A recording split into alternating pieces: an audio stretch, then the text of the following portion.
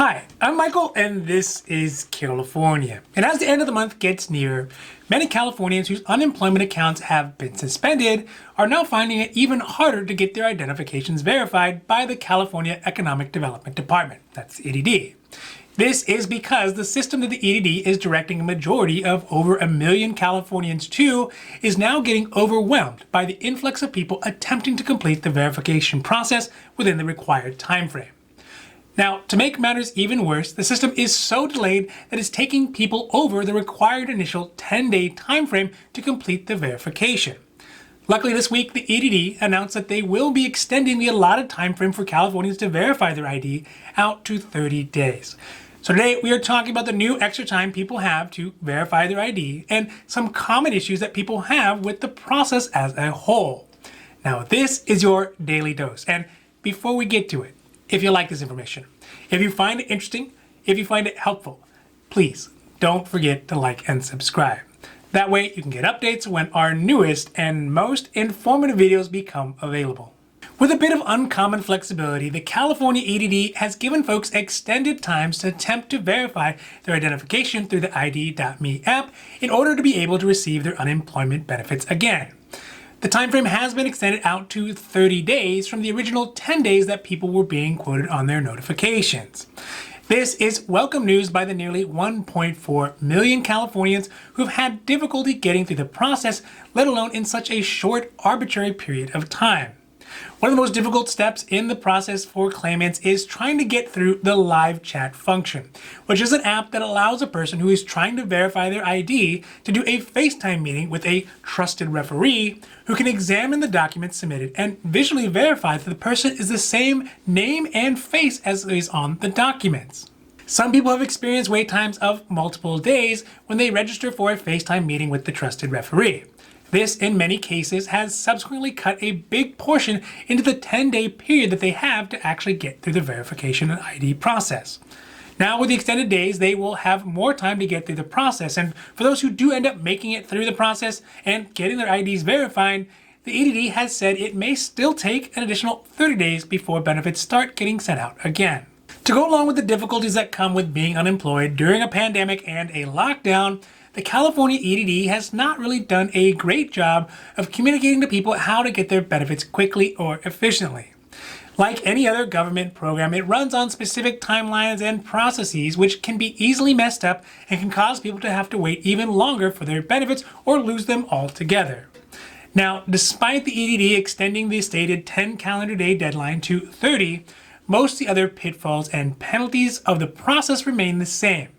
Some of the most common problems, aside from technical issues, is having documentation that has information like names, dates of birth, social security numbers, and addresses that do not match what is in the EDD system, or the submission of wrong documents altogether. So here's a list of the documents that the EDD will need in order to verify your ID. It is available on the EDD website, but I will also put a link to this form down below.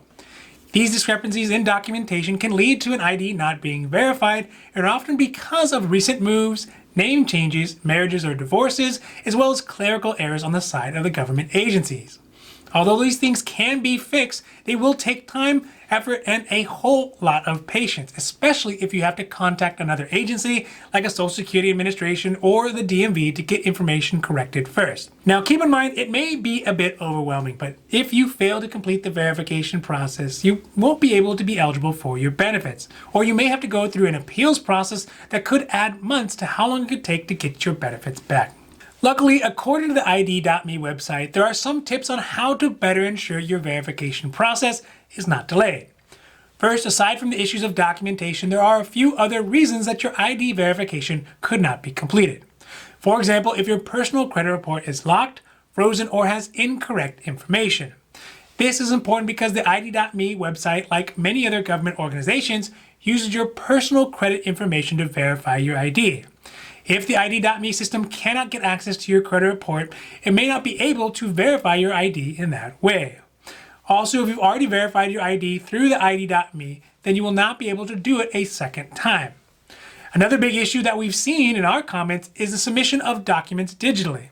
The IDme system seems to be very finicky when receiving documents. So if your documents are in bad light or are not fully visible, or even if some of the edges are cut off or wrinkled, it could cause the system to not be able to accept the documents you are trying to submit. Moreover, make sure you are not submitting the same documents twice. If you've already submitted a document, submitting it again may just cause delays or errors in the whole process. Finally, all documents you submit must be images of original documents and should not be copies of those original documents you're trying to submit. The unfortunate reality about this whole verification process is it feels like it's designed to actually try to get between Californians who are in need and their benefits. The unspoken truth about bureaucracies like this is that they are often needlessly complicated, not only to make the process easier for the government organization that's managing them rather than for the people, but also are specifically Byzantine as a means of weeding out people from the whole process, which in turn saves money for the state and rewards those folks who are only the most prepared. But this isn't necessarily fair because not only the most organized people with the most correct and updated documents are hurting right now. We are all guilty of having let something expire or not update something in an allotted time frame, but that doesn't mean anybody should be excluded from getting the help that they need.